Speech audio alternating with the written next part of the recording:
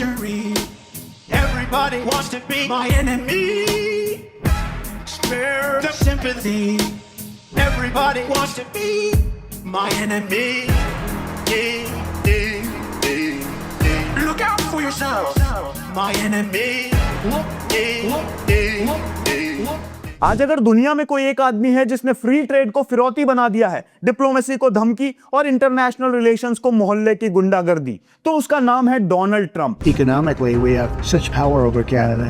I'd rather not use it. They have a big force going toward Iran. Let's go Venezuela. We're going to run the country until such time. If we don't take Greenland, Russia or China will take Greenland. And I am not going to let that happen. Trump को लगता है कि पूरी दुनिया उसकी private जागीर है, जैसे white house नहीं कोई वसूली ऑफिस चला रहा हो। जो उसकी लाइन में चले वो दोस्त, जो सवाल पूछे उस पर टैरिफ, जो झुके नहीं उस पर और ज्यादा टैरिफ। और मजेदार बात यह है कि यह आदमी खुद को ग्रेट नेगोशिएटर कहता है। नहीं भाई, तू नेगोशिएटर नहीं है, तू ग्लोबल बुली है। और इतिहास एक बात बार बार साबित करता है, जब कोई एक आदमी ज्यादा जोर दिखाने लगे तो बाकी दुनिया धीरे धीरे एक साथ खड़ी हो जाती है। इंडिया और यूरोपियन यूनियन ने जो mother of all trade deal sign की है, ये ट्रंप प्रूफिंग स्ट्रेटेजी है। डोनाल्ड ट्रंप उस कमरे में मौजूद नहीं थे जहां ये डील साइन हुई, लेकिन उनकी परछाई हर दीवार पर थी, क्योंकि पिछले कुछ सालों में इस आदमी ने पूरी दुनिया को यही मैसेज दिया है, मेरी मर्जी से चलो वरना टैरिफ झेलो। यूरोप को भी यही झेलना पड़ा, भारत को भी झेलना पड़ा 50% टैरिफ।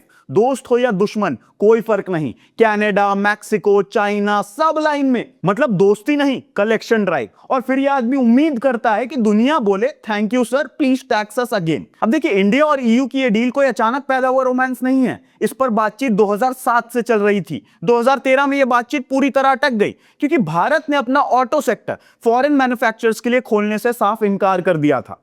फिर 2022 में कोविड के बाद बातचीत दोबारा शुरू हुई, और उसके बाद अचानक पिछले एक साल में यह पूरा प्रोसेस रॉकेट स्पीड से आगे बढ़ी है। क्यों?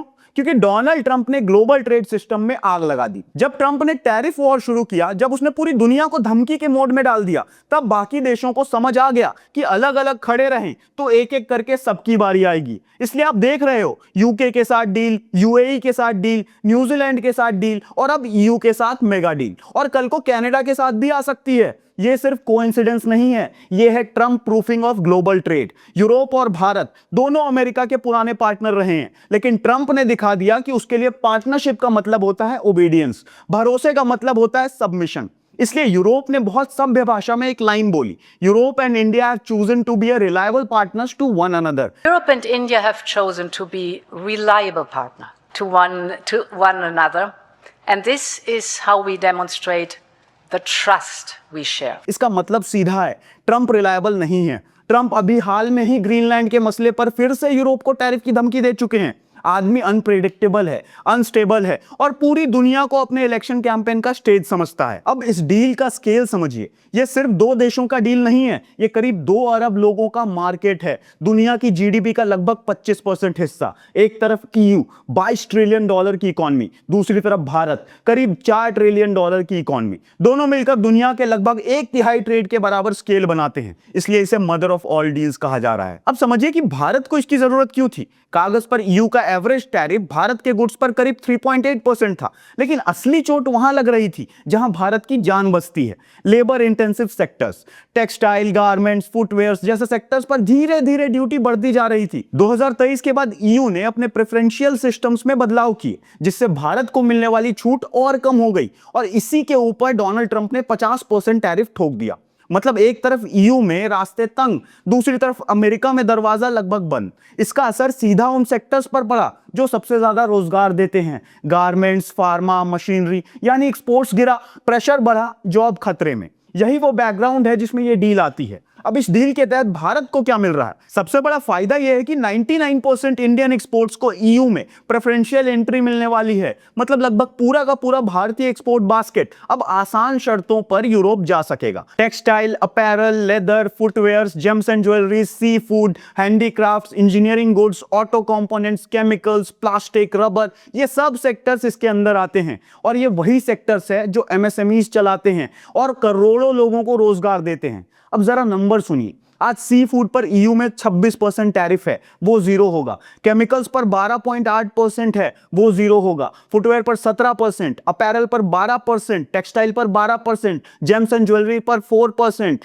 बेस मेटल्स पर 10%, रेल प्रोडक्ट्स और शिप्स पर 7%, कंज्यूमर गुड्स पर 10.5%, टॉयज और स्पोर्ट्स गुड्स पर 4.7%, सब जीरो। इसका मतलब यह है कि जो इंडियन एक्सपोर्टर्स अभी प्राइस के पीछे रह जाते थे, उन्हें अब लेवल प्लेइंग फील्ड मिलने वाला है, खासकर उन सेक्टर्स में जहां इंडिया का स्ट्रेंथ है और जहां एम्प्लॉयमेंट जनरेट होता है। और ये सिर्फ गुड्स तक सीमित नहीं है, सर्विसेज में भी भारत को फायदा मिल सकता है, खासकर आईटी सेक्टर में। भारत लंबे समय से ईयू से डेटा एडुकेसी स्टेटस मांग रहा है। अगर ये मिल जाता है तो इंडियन आईटी कंपनीज के लिए ईयू कस्टमर्स का डेटा हैंडल करना बहुत आसान हो जाएगा। और युवाओं के लिए एक और इंपॉर्टेंट बात है, अगर आप ईयू अप्रूव्ड इंस्टीट्यूशन से ग्रेजुएशन करते हो तो आपको 9 से 12 महीने का गारंटेड विंडो मिलेगा वहां एम्प्लॉयमेंट ढूंढने के लिए। लेकिन हाँ, अभी हर मेंबर कंट्री को इंडिविजुअली अप्रूव करना होगा, लेकिन डायरेक्शन साफ है। तो कागज पर देखें तो भारत की साइड की पिक्चर काफी पॉजिटिव लगती है, लेकिन कहानी यहीं खत्म नहीं होती, क्योंकि अब जरा कैमरा दूसरी तरफ घुमाइए और देखिए कि इस डील से यूरोप को क्या मिलने वाला है। यूरोपियन यूनियन की अपनी फैक्ट शीट साफ कहती है कि भारत ने 96% से ज्यादा ईयू गुड्स पर टैरिफ कट करने पर सहमति दे दी है। और ये कोई छोटी मोटी कट नहीं है, सबसे बड़े कट आपको दिखते हैं वाइन और स्पिरिट्स में। जहां पहले टैरिफ करीब 150% था, वहां अब उसे पहले 20 से 40% की रेंज में लाया जाएगा और फिर धीरे धीरे नीचे किया जाएगा। नॉन अल्कोहलिक ड्रिंक्स और प्रोसेस्ड फूड पर जो टैरिफ करीब 50% था, उसे सीधा जीरो किया जा रहा है। मतलब साफ है, यूरोप का खाना पीना, उसकी लाइफस्टाइल प्रोडक्ट्स अब भारतीय बाजार में कहीं ज्यादा आराम से और सस्ते घुस पाएंगे। ईयू से आने वाली machinery, electrical equipments, aircraft, spacecraft, medical और surgical equipments, plastics, chemicals, iron, steel, pharmaceuticals, ये सब या तो जीरो टैरिफ पर आएंगे या फिर नेग्लिजिबल ड्यूटी पर। यानी भारत का बाजार यूरोप के हाई वैल्यू इंडस्ट्री गुड्स के लिए लगभग पूरा का पूरा खुलने वाला है। अब जरा उस हिस्से पर आते हैं जिस पर सबसे ज्यादा हंगामा है, ऑटोमोबाइल सेक्टर। अब तक भारत में इंपोर्टेड कार्स पर करीब 110% ड्यूटी लगती थी। इस डील के तहत इसे 40% तक लगाया जाएगा और फिर कुछ सालों में यह घटकर 10% तक हो सकती है।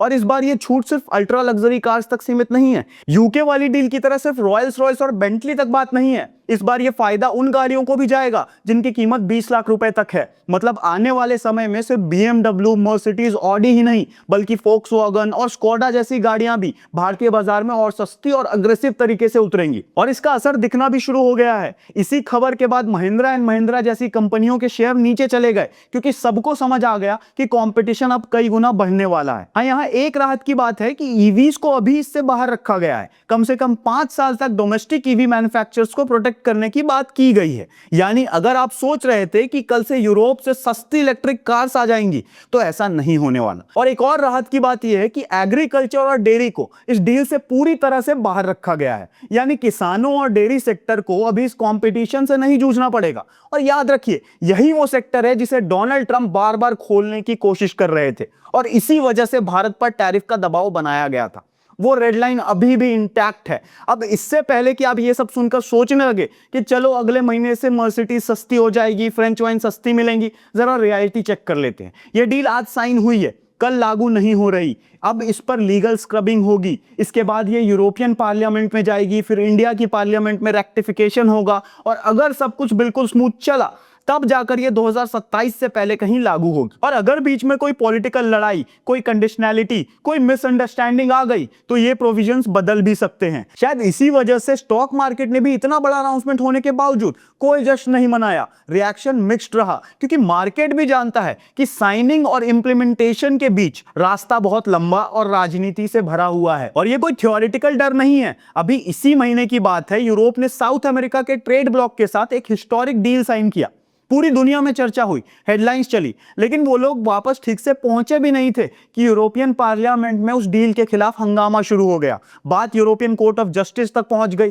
क्यों? क्योंकि फ्रांस के फार्मर सड़कों पर ट्रैक्टर लगाकर उतर आए। उन्हें लगा कि इस डील से उनकी जिंदगी तबाह हो जाएगी और फ्रांस ने उस डील को अप्रूव करने से मना कर दिया। नतीजा, डील फ्रीज। इसलिए याद रखिए, साइन होना और लागू होना दो बिल्कुल अलग अलग चीजें हैं। अब मान लीजिए कि ये डील सब हर्डल्स पार करके लागू भी हो जाती है, तब भी एक और प्रॉब्लम है जिस पर अभी बहुत कम लोग बात कर रहे हैं, कार्बन टैक्स। यूरोपियन यूनियन ने कार्बन बॉर्डर एडजस्टमेंट मैकेनिज्म यानी सीबैम लागू किया हुआ है। इसके तहत स्टील, एल्युमिनियम और दूसरे हाई एमिशन प्रोडक्ट्स पर कार्बन एमिशन के हिसाब से एक्स्ट्रा टैक्स लगेगा। इफेक्टिवली ये 10 से 15% एक्स्ट्रा कॉस्ट डालता है। मतलब अगर ईयू टैरिफ 0 भी कर देता है, लेकिन अगर हमारे प्रोडक्ट्स कार्बन इंटेंसिव हुए तो कंपटीशन उतनी बढ़ेगी नहीं जितना हम सोच रहे हैं। फायदा तभी पूरा मिलेगा जब भारत अपने टैक्सेस, सेसेस और मैन्युफैक्चरिंग एफिशिएंसी पर काम करेगा। अब जरा एक लेवल और ऊपर उठकर इस पूरी डील को देखिए। यह सिर्फ ट्रेड की कहानी नहीं है, यह जियोपॉलिटिक्स की कहानी है। जब मोदी और ईयू प्रेसिडेंट इस डील की बात कर रहे थे तो उनके शब्द ध्यान से सुनिए। आज ग्लोबल ऑर्डर में बड़ी उथल पुथल है। ऐसे में भारत और यूरोपियन यूनियन की साझेदारी अंतर्राष्ट्रीय सिस्टम में स्थिरता को मजबूती देगी।